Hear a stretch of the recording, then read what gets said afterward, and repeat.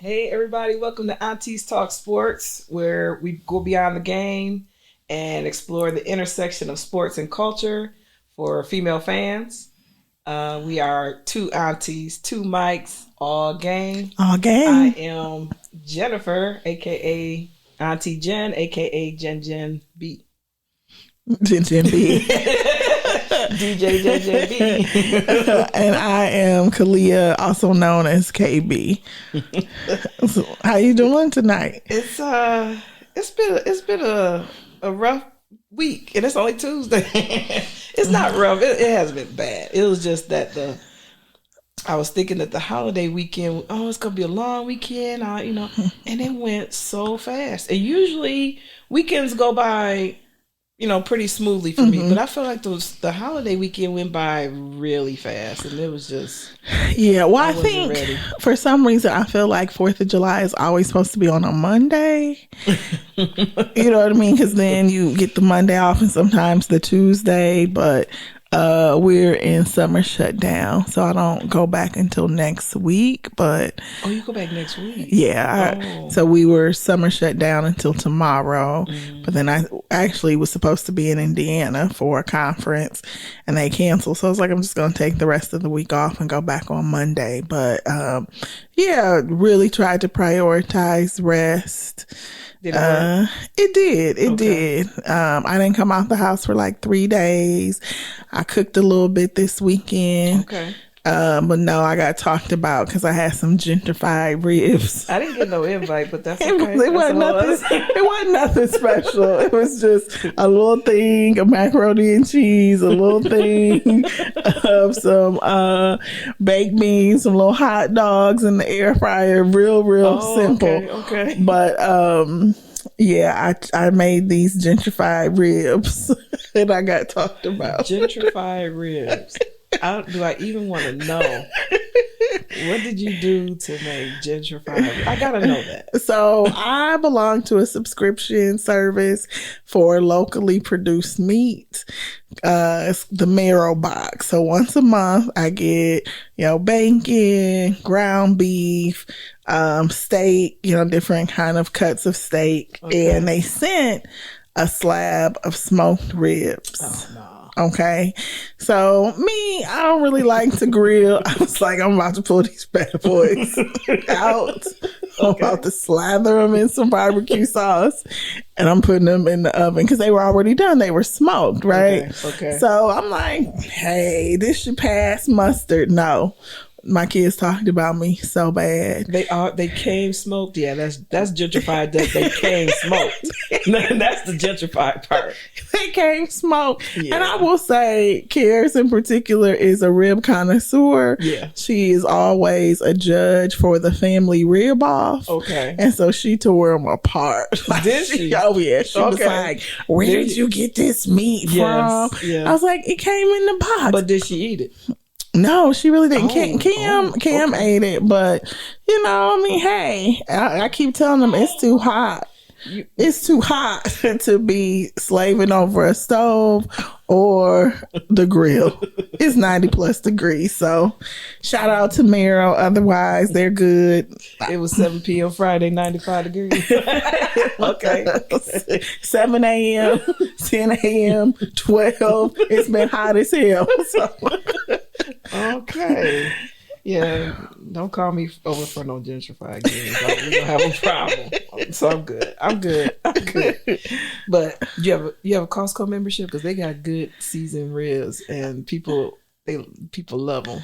I make them and they're real easy and people love them. Well, I have to go. I've been seeing a couple things. I'm a Sam's girly, but I've been seeing a few things at Costco actually that I do want to pick up. So I may have to get a membership too. No, you can just go with me. Oh, okay. I have a Sam's membership through my brother. Oh, so okay. I would look, did they pay the thing? Okay, I still got it. Yeah. But I'm trying to think what else took place this weekend.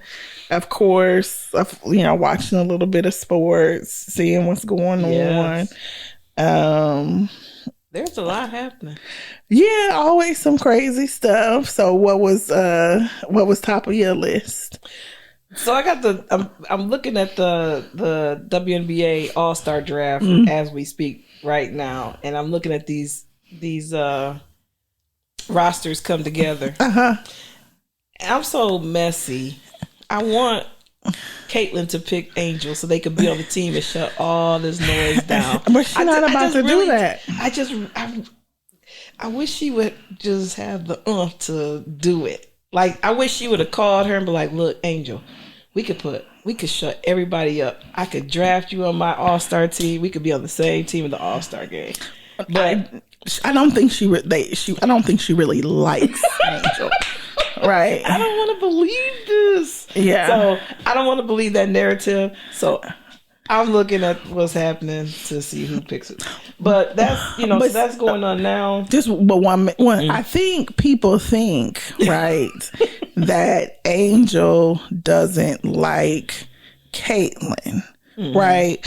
But if we go back to the origination of the beef, it was really, right, Angel who did the You Can't See Me, right? They beat Caitlin and them in the finals, NCAA finals. So I think really probably Caitlin has more animosity, right, toward Angel than the other way around.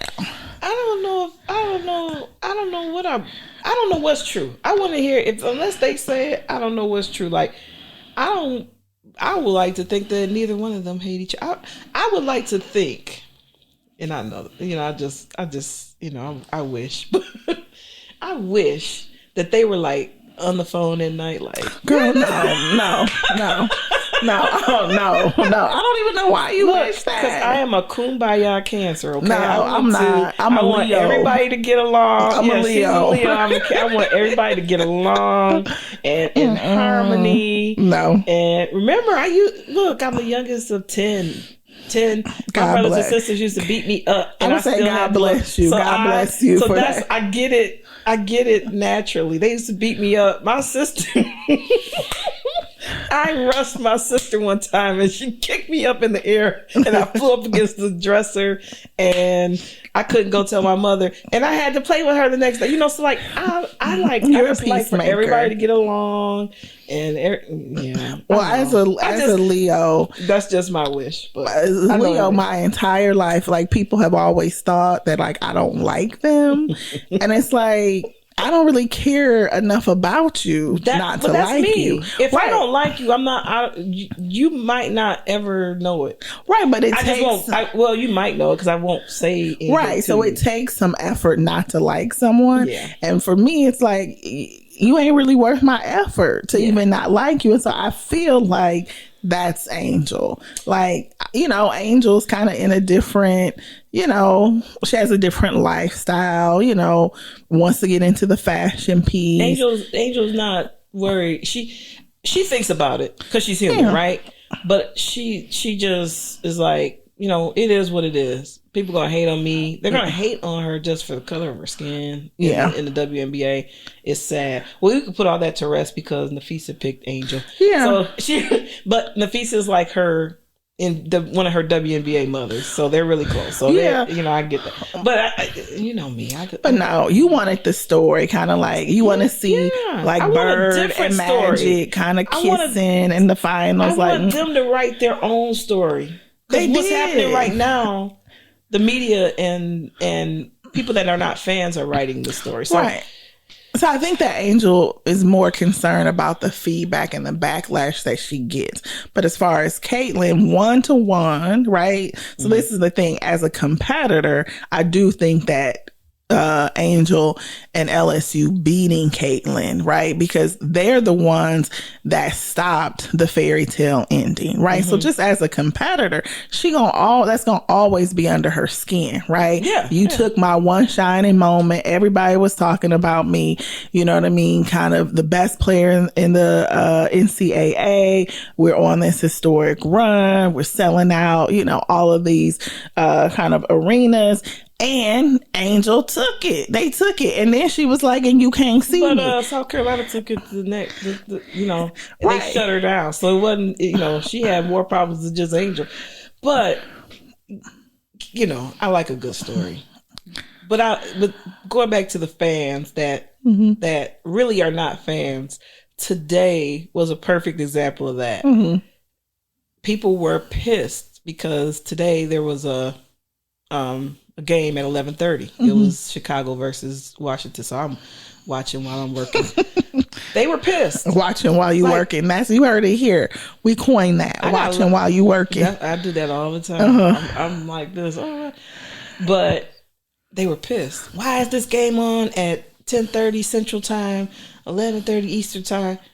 Well, the WNBA has a history of playing day games during the summer so that camp kids and kids in daycare can come to a WNBA game. Yeah. It's a tradition. It's but because they're not really fans, they don't know. They're just bandwagon fans who got on, and they don't really even understand. They don't know about camp days. It's called camp day. Oh, I like that. And it's like, so we'll be taking Cam to camp day when Detroit gets a team. But so that just goes to show, like, these fans and not the media is a problem too. The WNBA is a problem too, because they feed into this too. Referees are a problem. Yeah, it's I love that Angel was cussing them out the other day. But I don't know. Did we talk about this? But are you in favor of the name coming back to Detroit? I don't remember what you said. Must. Yes. Okay. It's a must. All right. WBL got to give that up. It's a must.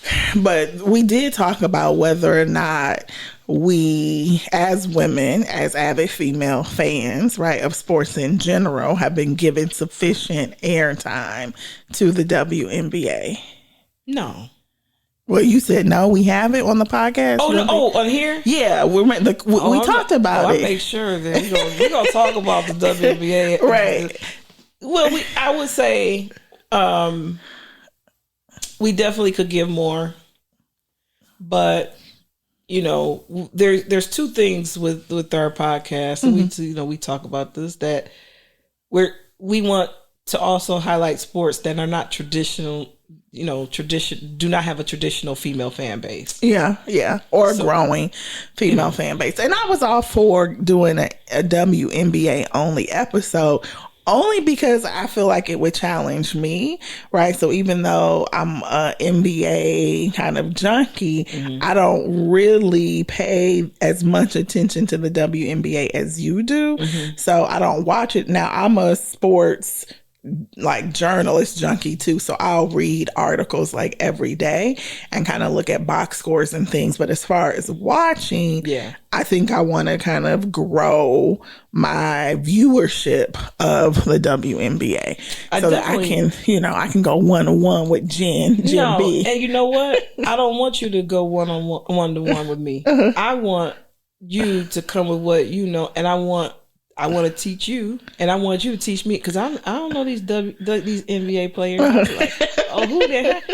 I mean, so I want to learn from you during this podcast, and I want to teach you during this podcast. And as we have guests on here, we'll both learn together.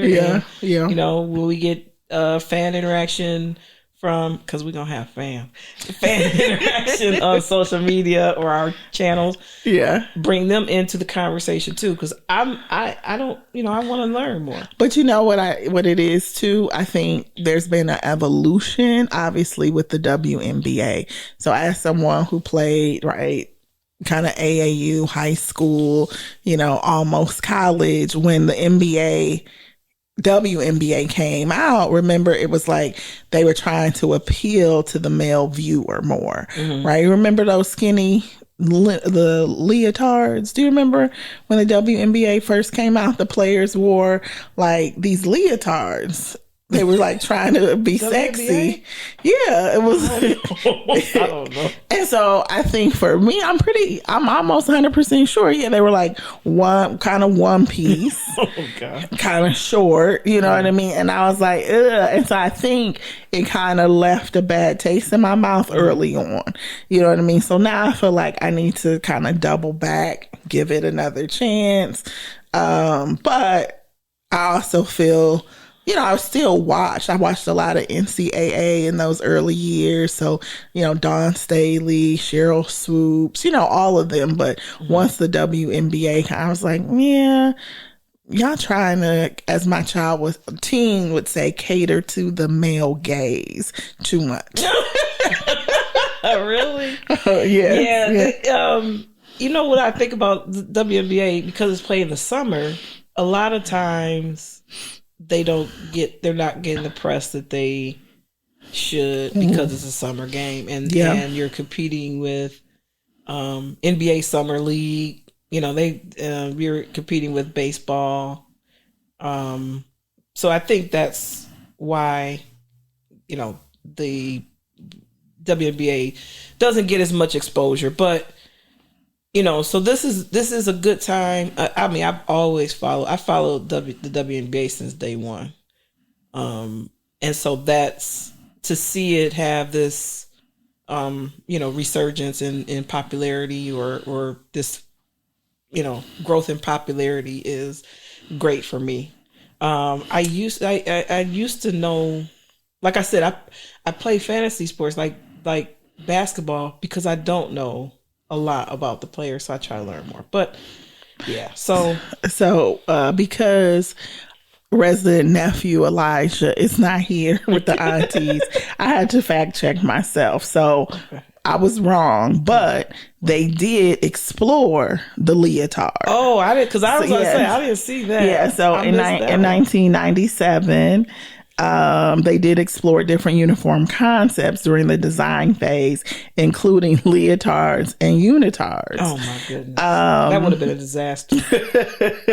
And specifically looking at the Australian Olympic team in 1996, when they wore a leotard, but they ultimately opted for jerseys and shorts like everyone else. So I definitely remember seeing the designs, and I was like, oh no. And so I think that just turned me off early on. But this is something that we talked about earlier too, because it was a high point, or something that I caught that went viral. So this whole notion of catering to a male or female gaze, right, in sports, right? And when you say gaze, it's Gaze.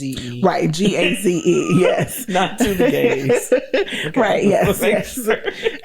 So for you who aren't familiar, right, catering to the male or female gaze is this idea that as a person, right, the way that you dress or the way that you present yourself is to garner a level of sexual attraction, right, regardless of your gender or what have you. So I caught this clip of Gilbert Arenas talking, which had me cracking up, because this is, I think, the first time that I've heard a male athlete actually say that they were trying to cater to the female gaze. So he was recounting a story on his podcast where he was trying to renegotiate his contract with Adidas, and Adidas told him, you're just really not popular. This was, of course, before social media, before going popular. So kind of playing them in the negotiations. Oh, you're just not popular enough. So he said he went out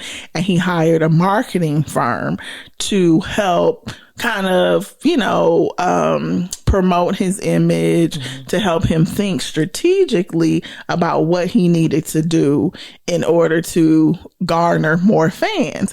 So they told him that he needed to take off his shirt and show his abs after the game. Show that six pack, baby. Show it off.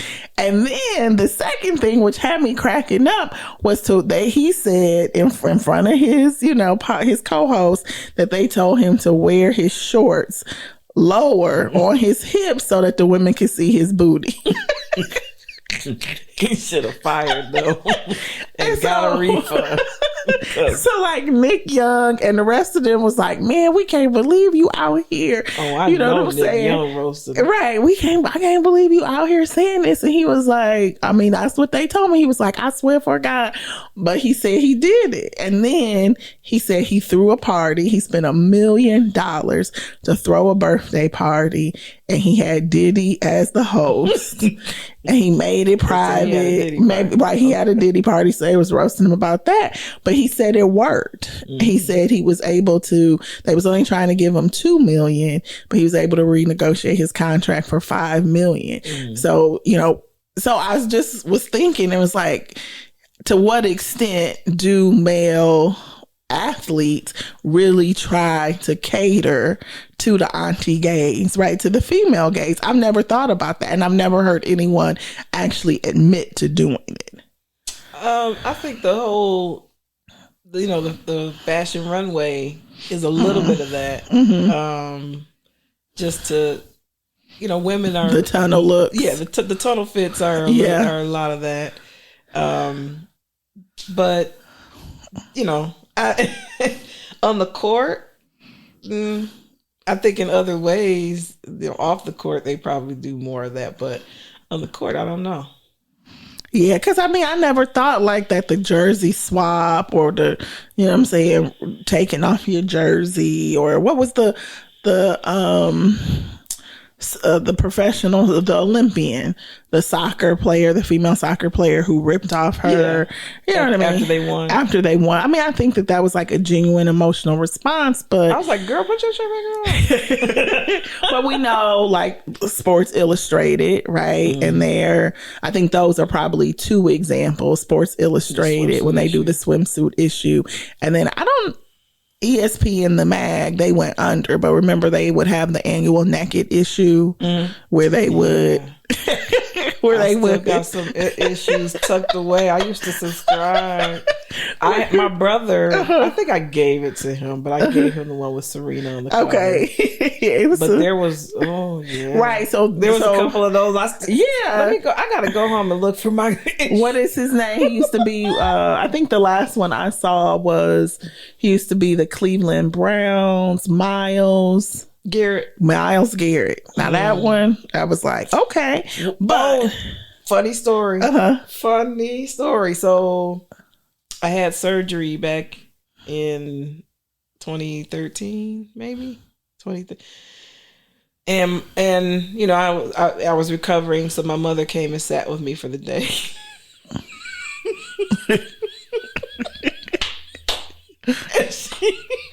And that's when the magazines were out. Oh, okay. Why was she sitting at the table? She was talking about molding. I can't even get it out. She was like, And I was like, what are you reading? And I go, and all I hear is, And I come out, I'm dragging, and I look, and she's looking at one of them naked issues. I'm like, Mom, what are you doing? And for context, I don't even think she knew she was moaning. But how old was your mother at that point? Your mother's about to turn 90 years old. Give it up for Mama Ginger and B. But how old was she then? So what was that? 20 years? So she was about 70? What's 25 minus? So what was that, 12 years ago? Okay. So she was about 78. Mama said, I'm She was still driving because she drove over. So okay. And I heard, Shout out to Miles Garrett. That I totally forgot about that story till you just talked about for that. me, this is going to be something that I am going to, I think, follow or at least pay attention to, right? Because as we have talked about kind of privately, right, sports in general hasn't catered to the female fan. Right. You know what I mean? The market is vastly undertapped. So I wonder, to the extent, again, that agents or business managers, we saw it definitely with Travis Kelce, right? People were very clear that him being in a relationship with Taylor Swift was going to expand his marketability. Yeah. Right. Yeah. He started dressing differently. Yeah. Definitely. So he went from, white chocolate to vanilla wafer. So they called him a police officer with that mustache. That's right. The mustache. He got rid of the beard. Yeah. He's grown his hair out, and it's, and I think, what's funny? What? I think I might be a Taylor Swift fan. I mean, I have a couple of Taylor Swift jams. No, I don't like her music. I like her philanthropy side, you know, her philanthropic side. But I think people bashing her for being at the games, and I think I probably was on like, oh, get the camera off her. It kind of, I like an underdog, right? So when they start bashing the person, then I start like defending them, like, why y'all messing with her? She there for her man. But yes, but no. I mean, I do. So the oldest was definitely a Swiftie. Went to her last concert, but didn't really pay any attention to football until they started dating. But I was a Travis Kelce fan, right? I always thought he was fine. So to see he's still fine. I can't. It's not giving the same vibe, right? So fine. Now it's too. He ain't lose his looks. No, but it's the styling. It's too country club for me. Look, I need a little, you know. We could change that. I need a little crunch with the vanilla. Look, he's not. He is vanilla. So I know, but he had a little bit more ruggedness before when he was Kayla. But that's what I'm saying. When he was dating the black woman, he had a little bit more ruggedness, a little bit more streetwear looks. Yeah. Now, but I do think that the difference in styling, the difference in the haircut, right, is to make him more mainstream to her fans, to match her style, but also setting him up for retirement, right? Yeah. So he's coming out with the movie. Everybody knows he's like a much more articulate, even the podcast, right, centered on him and his brother. People getting to see his personality. He's a much better looking and much more articulate tight end than Gronk, right? Because people thought Gronkowski was going to have a big post NFL career in Hollywood, but he's not as articulate. But Travis Kelce will. And a part of it is this relationship with Taylor Swift. So he catering to the female gaze. Yeah. Yeah. G-A-Z-E. G-A-Z-E. The gaze. Not the gaze. That's funny. I was like, what does she mean? The gays. I was like, what other gays is there? But yeah, now I get it. Not the girls, but the gays. NBA, a little bit of NBA. I thought it was interesting that the Knicks hired Mike Brown as coach. Oh, I think I missed that. Yeah, they made it official. They hired Mike Brown. Okay. Mike Brown, he was most recently with the coach of the Sacramento Kings. Yeah, which I felt like didn't give him a fair shake. You know, what I don't understand for these teams is when they're under a head coach and they achieve more than they have in the past 10, 15, 20 years. And then, we don't win a championship, so you're gone. It's like, be grateful. Yes. Right? Enjoy at least where you are, because you are 10 times better, in a better position than when you were. I like Mike Brown. I think he is just a genuine good guy, but I don't know if you think he has a thick enough skin for New York? So I was thinking about, so let me just run down a few things about Mike Brown. He has won 4 titles as an assistant coach. 2 with Golden State, 2 with San Antonio. In 2023, he took Sacramento to postseason for the first time since 2006. So like you said, 20 years. Got them further than they've been in 20 years. He was 2-time coach of the year, 2009 in Cleveland. Mm-hmm. And the LeBron years. In Sacramento. The LeBron years. Yes, the LeBron years. But he got fired during the season in 2023 in Sacramento after he went 13-18 during the season. They had enough. He's 454 and 304 as a head coach. Mm-hmm. He's coached at Cleveland, LA, and Sacramento. Mm-hmm. Because he was an assistant for the Lakers. Well, no, he was a head coach. Oh, for a minute. Was that LeBron years 2.0? Yeah. Okay. So, in my opinion, he led the Cavs to the finals in 2007. So he's been to won 2 championships as an assistant, led the Cavs as a head coach to the finals in 2007. So when I was first thinking, when they hired him, I was like, to me, his resume mirrors Tom Thibodeau's a lot. You know, they took their teams to the playoffs for the first time in, many, many years. And I was thinking to myself, like, what's the difference? Well, a lot of the Knicks didn't think that Tibbs could take New York to the finals. They just couldn't get past that hurdle. Another thing was the way he played his players, the substitution patterns and stuff like that, and players were criticizing that. So there was dissension. Yeah, so there was dissension in the locker room. So they felt like Mike Brown is more of a player development coach that could come in and get them over this hump, not only take them to the finals, but win, gives them a better chance to win. I think it's a good hire. I like Mike Brown. I wish Sacramento wouldn't have been as impatient as they were, but I feel like he has a great chance to get New York over that hump.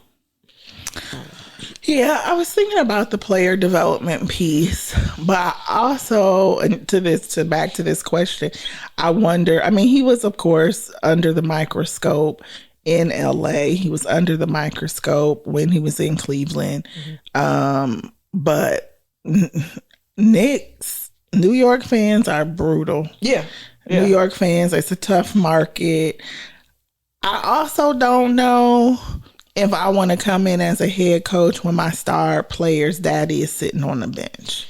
So did they They talked about reducing Brunson's role as an assistant. So I don't know what that means. Right. So that's going to be very interesting. Yeah, because the talk was that they were trying to finagle making him the head coach. Yeah, that wasn't going to happen. But he got to go. You can be a player. You can work player development with your son. Yeah. Because sometimes they let stars bring in, a trainer or something. You could do that. Yeah, but when it starts to interfere. Yeah, you're not going to sit on my bench and your son is a star player. A star player who, by the way, Becky Hammond doesn't feel is going to ever be able to get them to the promised land. Right? So there's this clip of her talking about how small guards just don't win championships. Well, yeah. Right? She was like, unless you are the best shooter of all time. Right? Yeah. And in today's league, and you heard, I think it was Kevin Durant was also on a podcast talking about the lifespan, right? Or the utility of a 6'2" guard in the NBA. Basically, it's the end of an era, right? Unless you do one thing better than anybody else, right? Steph Curry shoot or whatever. So she was just saying Brunson is, he a dog, but he ain't gonna get you there. But I wish Mike Brown well. I want to see him win a championship on his own. I feel like he should get as many chances as Doc Rivers. Yeah. You know what I'm saying? Doc done won one championship, but he always land on his feet. Mike Brown had to sit out for a little bit, but I wish him well. This just proves that Mark Jackson has been blackballed. That's all I have to say. Like, I don't know what's going on there, but so that'll be interesting. Our boy Anthony Davis had surgery for a detached retina, but they say he'll be ready for the season. Now, I don't want to be. Apparently, he was getting hit in the face during the season, and so he got a detached retina. But I don't want no issues with this eye during the season. So, we've been talking about tennis the past couple of weeks. Yeah, Ben Shelton. Yeah, so Sabalenka won today, so she's headed to the semis. So the men's or quarterfinals, the men's semis are set. Taylor Fritz from the USA is advanced to the semis against Carlos Alcaraz from Spain. Oh yes, Alcaraz, Alcaraz. So they'll play on Friday. I kind of, I'm always rooting for the USA. So Fritz, if he could pull that out, then number 1, Yannick Sinner, he'll face number 10 Ben Shelton tomorrow morning in the quarterfinals. Sinner almost didn't. He was losing. He was losing against Grigor Dimitrov, but Dimitrov had to. He had a pectoral injury, so he had to retire from the game. So Sinner moved on. I think I'm always rooting for the U.S. even though Sinner's number 1 in the world. Yeah, Shelton's number 10. He's peaking. But he's in a good position. But Sinner has an elbow injury that they're monitoring, so that could be something that just go ahead to and watch. just sit out. But Ben Shelton, he's dating soccer superstar Trinity Rodman. That's right. And I was watching a match the other day, and they and I thought that she had a sister named Tiffany, because the announcer was like, "Yeah, Tiffany Rodman is here, and her dad is yeah," and she had to call him out, and she did get the black girl's name right. Yeah. What was I? Oh, I was gonna say 2 things. One, Shelton, and I was just looking it up because I was like, who was he in a relationship with before? But he was in a relationship with the Olympian Anna Hall, who was I think a decathlon.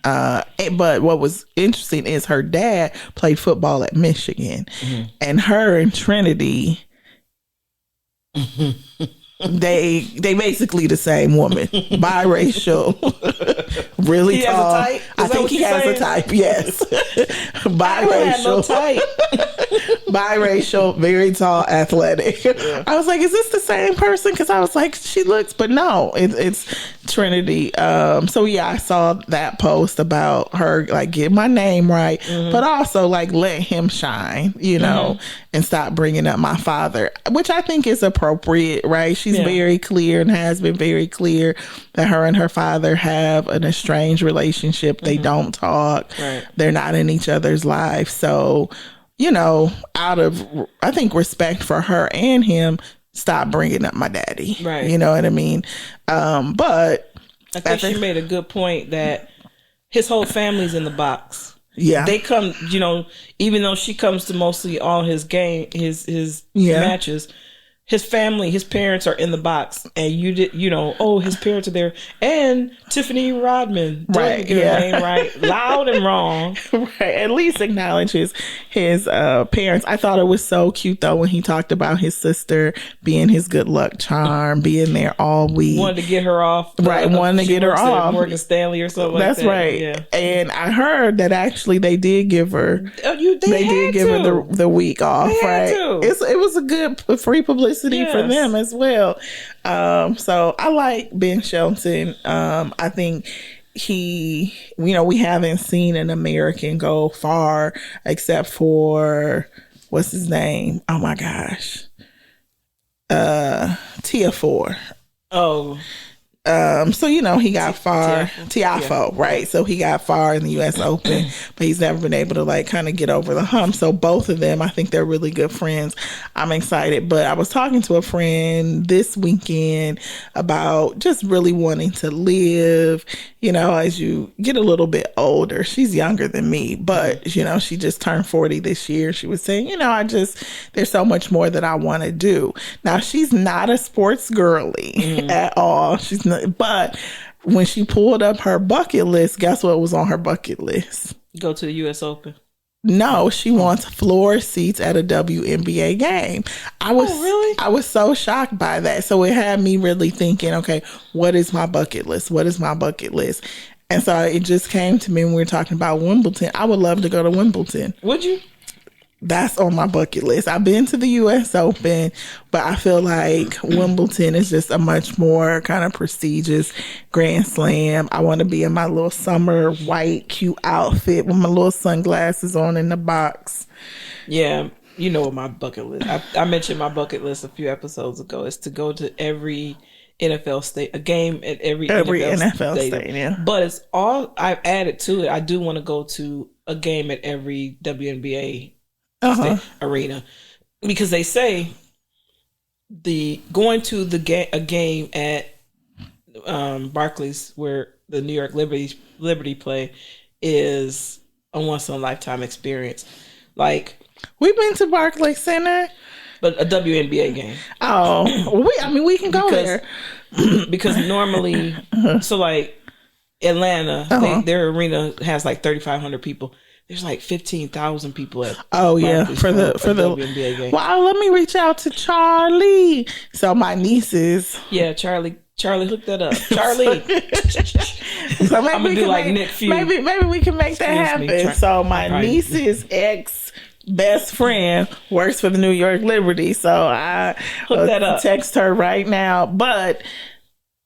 So really excited. So it just, when you said Wimbledon bench jump, I was like, I want to do that. So that's because I don't have a bucket list. So that is on my bucket list. I think this is an ongoing question to ask aunties or people who come on. It's like, what is their sports bucket list? Yeah. Right. I ask people that. Because I was so shocked that Janae was like, I want NBA, but she didn't specify. It wasn't like the finals or playoffs. She was just like, I want to be on the floor. WNBA or NBA? NBA. Oh, NBA. NBA. Okay. Yeah. She wants to be on the floor for an NBA game. Okay. But right. Also in the news, we had Naomi Osaka, right? Yes, yeah. So with Trinity and Dennis Rodman having that relationship, and them putting that focus and that extra pressure on her about that relationship, you know, it kind of segues into what a conversation we were having. And I actually had this conversation the other day with someone about the tennis players that are, you know, suffering from mental health issues. Yeah. Naomi Osaka, you know, lost her match, and I was watching, and I really thought she was going to pull it out. I really thought she was going to come back in that second set and take it to a third set, but she lost, and she was just like, she had nothing good to say, nothing positive to say. You know, it was her daughter's birthday this week, and that was the only positive thing she could think of to say. And you know, that, and then Sabalenka came. I just call her Sabalenka because I don't want to call her nothing else. But another player on the men's side. It was, why can't I think of his name?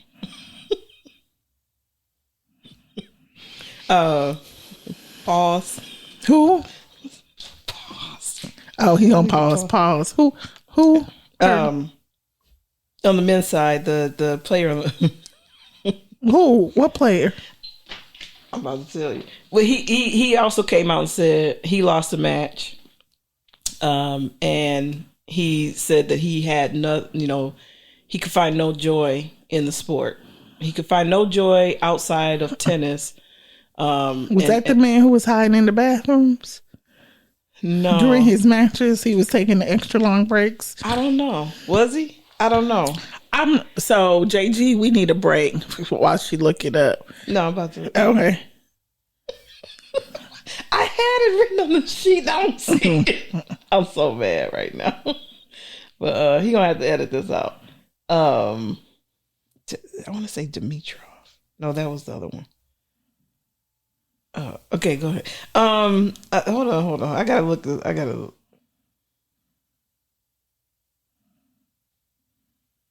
I'm going to tell you. Oh, Alexander Zverev. Zverev. He opened up. He was saying that he could find no joy outside. But his is a little bit different. Mm-hmm. He's had a few abuse allegations against him. And abusing his significant others, like his baby mama. I don't say baby mama, but the mother of his child. He's been accused of abusing her. They settled in court. He's got another lawsuit where he abused another girl, significant other. Oh, and what's his name again? Alexander. I'm gonna look that up. Zverev. Why can't I say his name? And he got promoted to a position on like an advisory council, and that was the controversial thing. So him saying that, he's found no joy outside of tennis is because he's got these things going on. So it's totally. Yeah. So they tried to say, equate that to what Naomi Osaka was saying. Another thing that they tried to do was say that Naomi Osaka started acting with, like, she had acting this way after she got into this relationship with Corday, the rapper.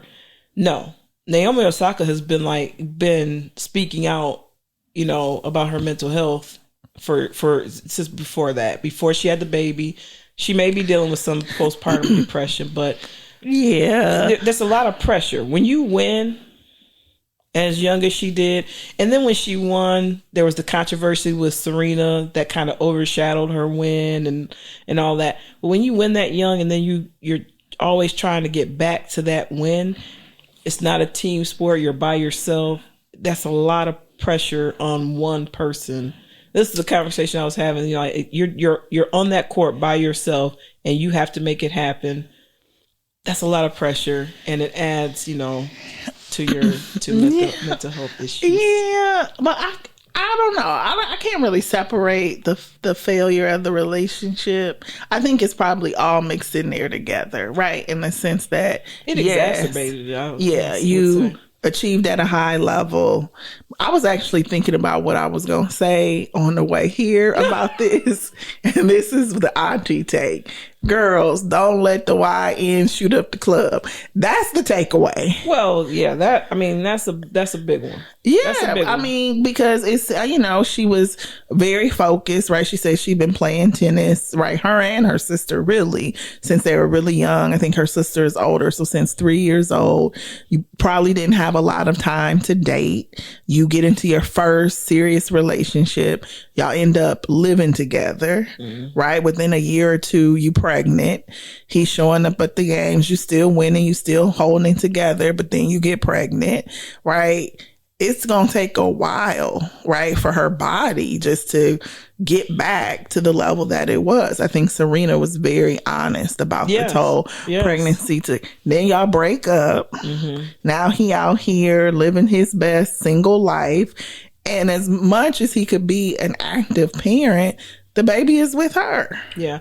Right. But she exhibited these signs before any of that. Right. And so if it's never addressed, it only gets worse when all that stuff piles on. That's right. And that's what I'm saying. Like, they were like, oh no, he made her start acting. No. She's always been a little bit, I don't know. I don't want to say emotionally fragile, because I feel like that maybe minimizes. She really could just be the type of person, I have people in my family who deal with anxiety, right? So that's just, I was really anxious, right, when I was younger. So I feel like maybe she was just struggles with anxiety or struggles with depression and has been transparent about it, because she pulled out of something before the pregnancy, right? Because because of her mental health. So I think you're right. It's not his fault. It's probably exacerbated the pregnancy, the relationship. But when I saw the clip, I just felt so sad. Yes.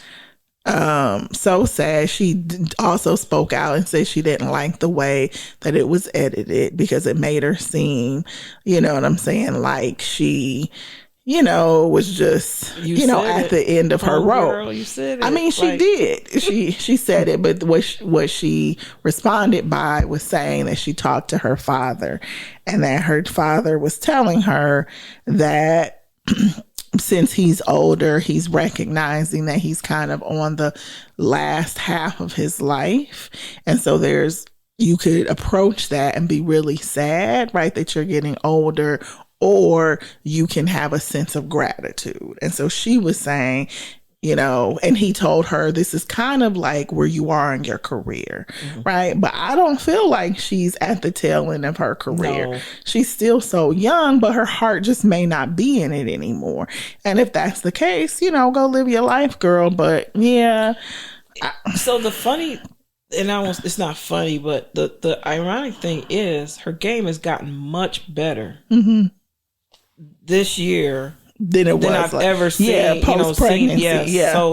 So there's hopefully somebody could sit her down and just look at that video of how much better she's playing. Yeah, like it is you could just see it. So, but the other thing this does, at least for me, is it makes me appreciate Serena even more. Oh, yeah. You know what I'm saying?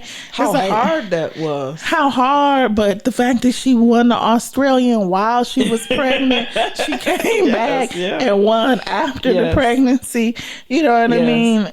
Shoot, I obviously am not a professional athlete. I didn't feel like myself until at least 3 years after pregnancy.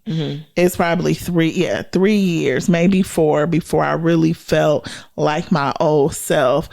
It was funny because Karis was probably 7 or 8, and my therapist was like, I think you had postpartum depression. I was like, was that what it was? Because I was saying, like, I didn't feel like myself. I just, I was struggling, having a really hard time. I told my sister I wanted to put the iron on my husband. You want to do a penny? I wanted to do a penny. Wow. I wanted to do a penny. I was irate one day. Oh my God. For something very, very small. And it was just like a tape. I was like, I'm about to on his arm. Oh God. And so I was talking to my sister. I called her up like, this. She's like, what's wrong? And I told her like, he changed. It was literally because he changed his clothes. We was going someplace. Can't even change his clothes. Man. Not when I done asked you a week before what you wearing, because I only got 2 outfits, right? Postpartum, I got 2, maybe 3 outfits to wear. You were trying to match. It was a work event. It was a work event for him. He was going casual. So I'm gonna put on the one pair of jeans I got that fit. He come out not casual. So I'm irate. Plugging in the iron. Right. Trying to change the clothes. Like, why you ain't tell me you was changing clothes? He like, it just, so in my mind, I was just like, he gonna stop effing with me. I lost my hair, my teeth afterwards were like really loose. All of that stuff from after you have a baby, it's like life changing. And so nobody told me I was gonna be ski bald on both sides. Nobody told me my teeth was going to be a little bit shaky for a while. Nobody told me that I was going to want to burn somebody with an iron. Wow. But my sister talked me down. She was like, what I need you to do is keep your lips together. She was like, don't say nothing else. And she was like, keep the iron on the iron board. Whenever you want to lift it up, just keep it on. And I'm going to talk to you until you finish ironing your outfit. Okay. Wow. And you get your outfit on. And I tell this story quite frequently, especially to new moms, because I think it's important and significant others.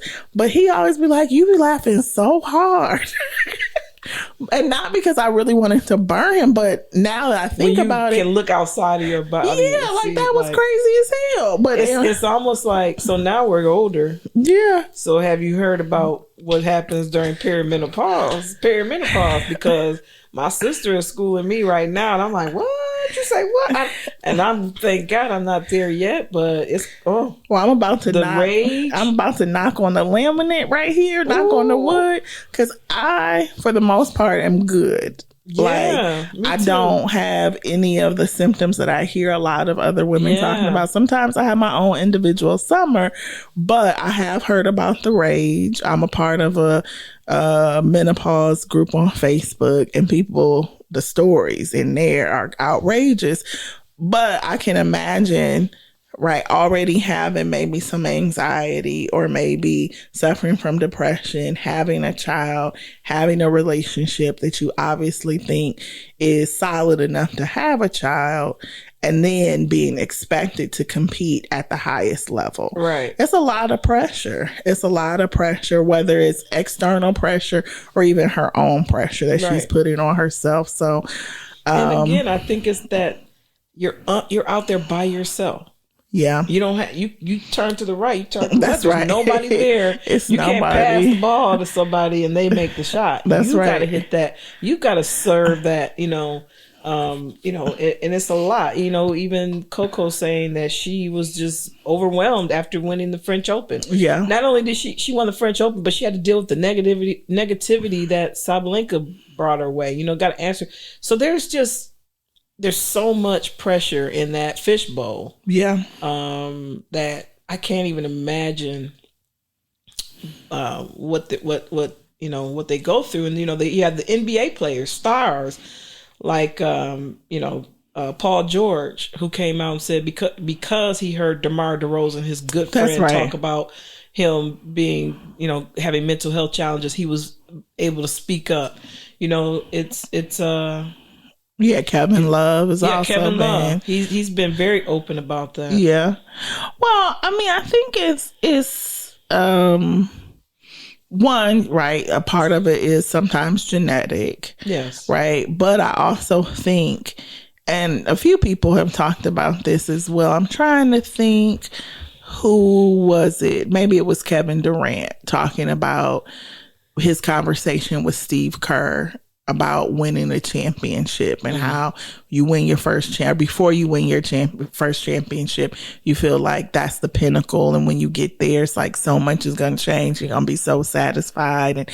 And Steve Kerr was like, yeah, no, you're not. Right. Like you win it, but like everything else, right, it becomes kind of less fulfilling or less shiny the more time goes on. Then you want something else.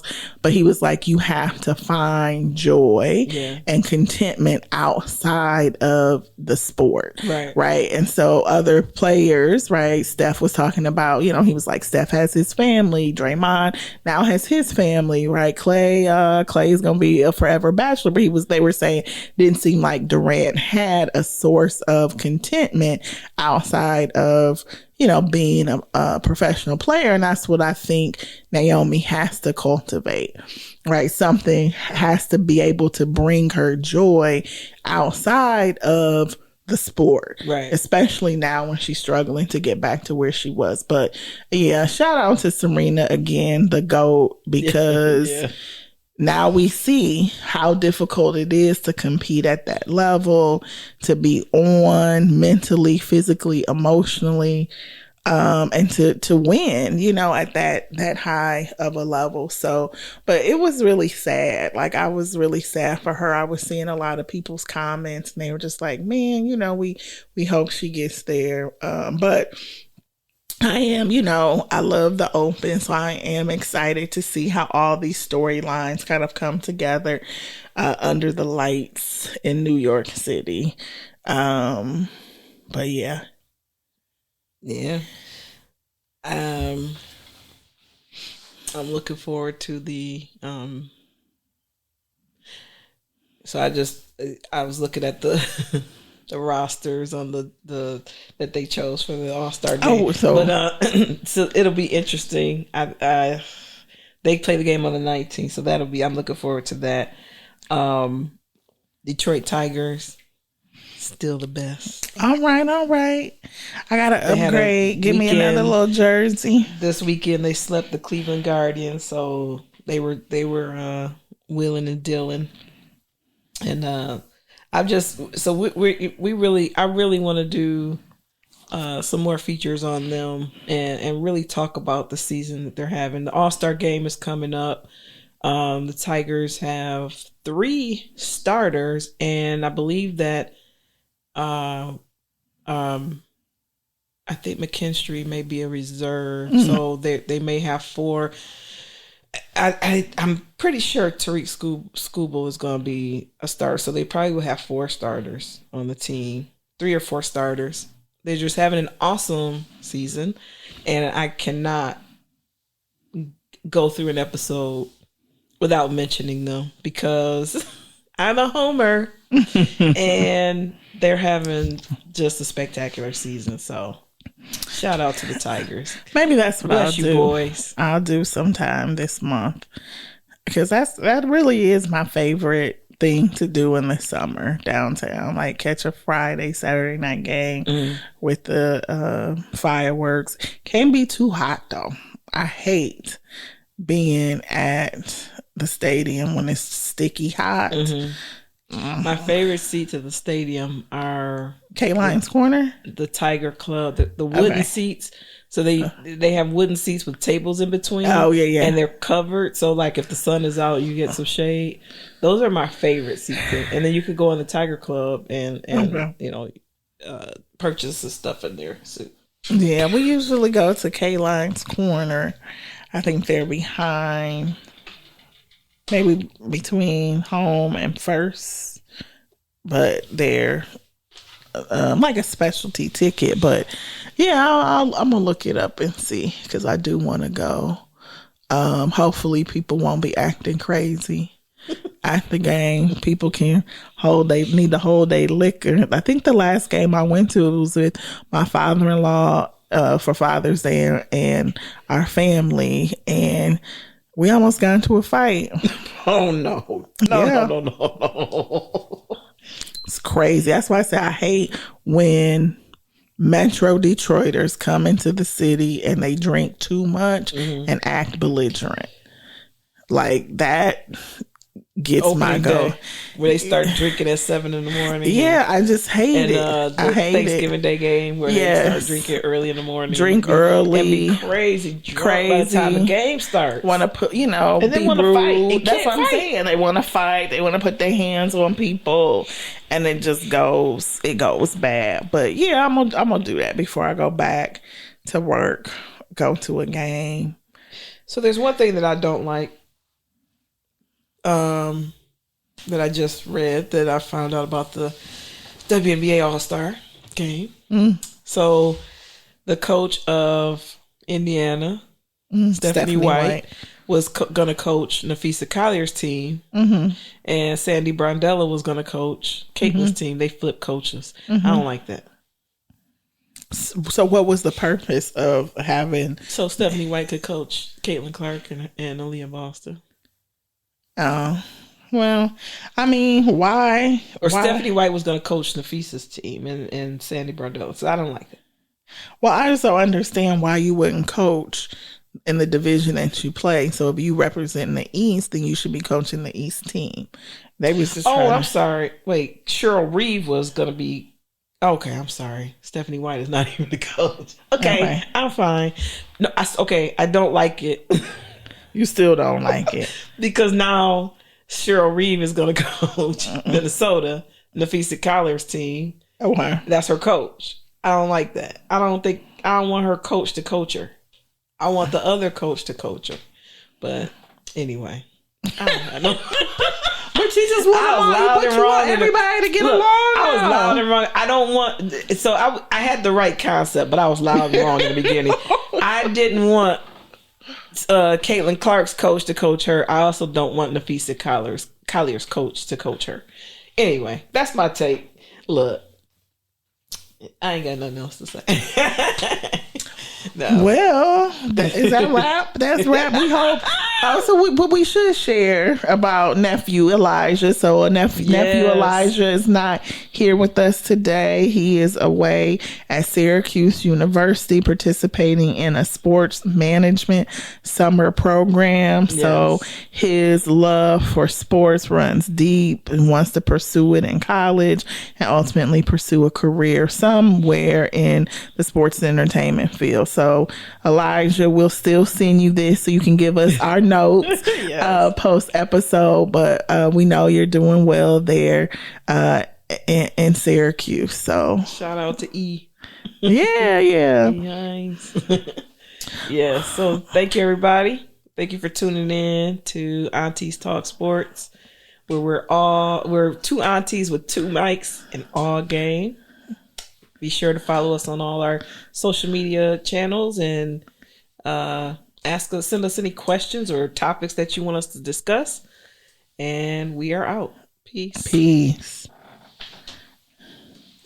I really like this episode.